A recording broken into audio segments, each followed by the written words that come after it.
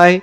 I recently cleared a difficult map in Celeste called Jelly Metropolis. The gameplay is really fun and flashy, it gets more and more difficult, starting at expert difficulty all the way up to grandmaster. I'll both show my clear of the map and commentate over it to give you some extra cool information. Enjoy! Also, I have one bonus clip at the end.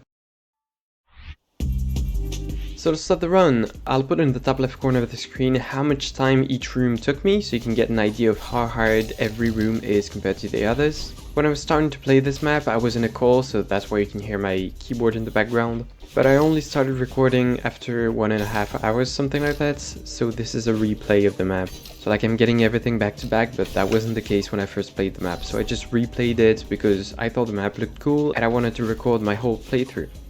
For these first few rooms you can also see your username. Again, that's because I was in a call and playing the map with someone else. So yeah, that's about it. The map, as you can see, uses a lot of jellies. That's the name of the map. They're used in a bunch of different and creative ways, and I think that's super cool because you don't really see jellies used with such variety in one single map. Sometimes it's just slow gameplay with precision, sometimes it's just gold trust, but here there's a mix of many different playstyles and I think that's really enjoyable. If you've been keeping track of how much time it takes me to clear every room, you might have noticed a sudden jump at this one, and that's because there's a down dash that you're supposed to do at some point and I didn't really find it. I just fall down and that makes me a little slower, and the timings at the end of the room are much tighter. Generally in this entire map you throw jellies around and you move as fast as possible to catch them before they touch these like barriers that make them disappear. And yeah, because of that input I didn't really find, the room felt harder to me. So at this point in the map and going forward, you're not only managing your character but also the jellies flying around. Some of the time it's just fine, you find the pattern and then you repeat it and then it works the same every time, but sometimes you have to be very specific about the way you throw the jellies, for example, to make them move exactly how you want, and some rooms can get very inconsistent and take time to practice.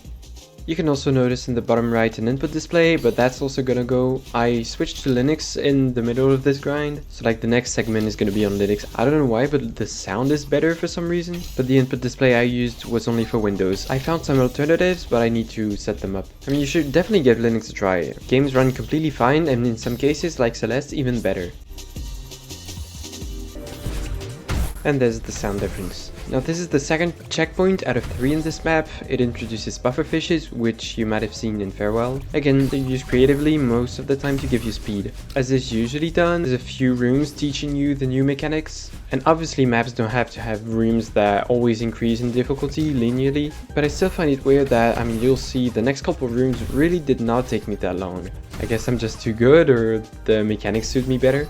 My guess is, since there's new mechanics, there's proportionally less jellies, so less jank, because the mechanics introduced are really consistent. Like sure, fishes do move around a little bit, but they pretty much always stay in the same place. The rooms are also a little shorter, so like, I don't know, this checkpoint seems easier to me than the previous. But don't worry, rooms that take me much longer are still to come, as the last checkpoint transitions into grandmaster level gameplay.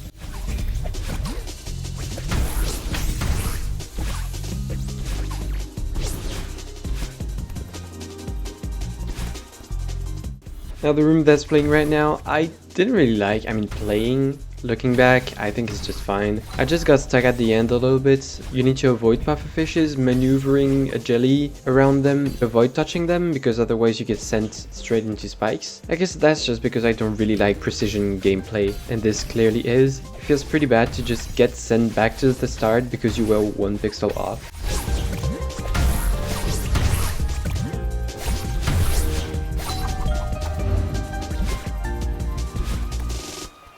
Okay, I gotta be honest, I absolutely ran out of things to say, so just enjoy the music, I guess.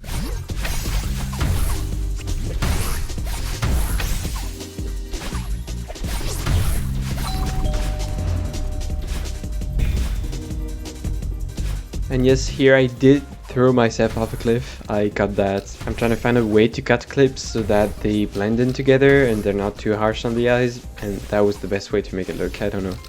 And now we're headed into the final checkpoint. The rooms are a little bit more difficult and they take me a little bit more time. I mean, not too much. I once had a room that took me almost 5 hours to clear, and we're nowhere near that. But now's a good time to remember what I said about moving really fast and catching jellies before they fall. This room in particular, it's a perfect example of this. There's a jelly at the end that falls down, and you're basically on a timer the entire room. You want to get to it and like save it, and that means your movement has to be perfect to move as fast as possible and prevent it from falling. But I made it work in like 20 minutes, which is really not that bad. With a lot of help from save states, of course, to have me practice at the end of the room. Otherwise, this would have taken much longer. But this is the part of the map that I really enjoyed, this last checkpoint. The gameplay gets really interesting. After I clear the room that's playing right now, I shared it with friends, saying that it was the best piece of gameplay I've played in a while. Of course, I'm really recency biased, and I just forgot how good it feels to clear a grandmaster room. I mean, it's really easy grandmaster, but it still feels really rewarding to clear a room like that. Okay, now this is the room that took me the most amount of time. I cleared it once without recording.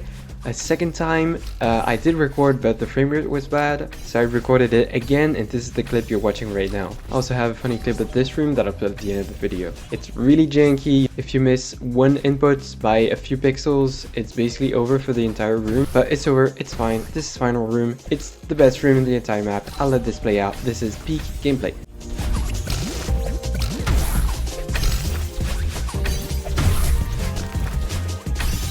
Nah, it's already over, but it was fun. Also, I have my microphone for this last room, so here's my reaction. Let's go!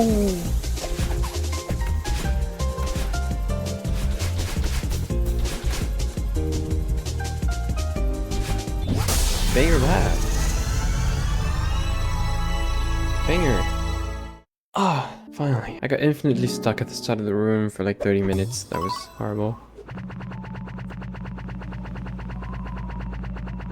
Oh, that's a lot of deaths.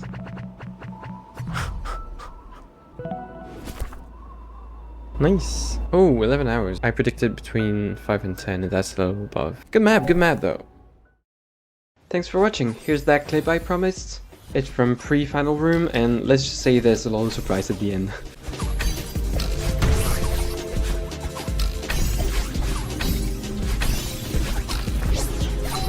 But that's all I have for today. I'm gonna go to bed. Good night.